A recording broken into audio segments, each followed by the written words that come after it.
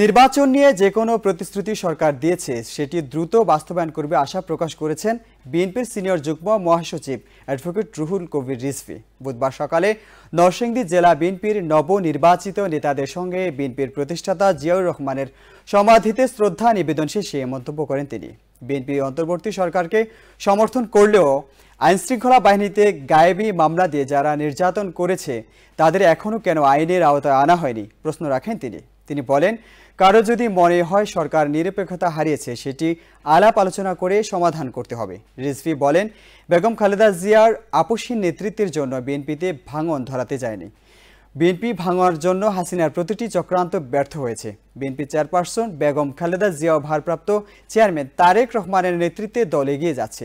বিএনপির সিনিয়র এই নেতা বলেন, সংকট এখনও কাটেনি, গণতন্ত্রকে প্রতিষ্ঠিত করতে এখনও অনেক কাজ বাকি। গণতন্ত্রকে ফিরিয়ে এনে তা সুপ্রতিষ্ঠিত করা, গণতন্ত্রের সৌধ নির্মাণ করা, এই কাজগুলো আমাদের করতে হবে। ডেঙ্গু ও করোনা মোকাবিলায় জাতীয় টাস্ক ফোর্স করার জন্য সরকারকে অনুরোধ জানান তিনি।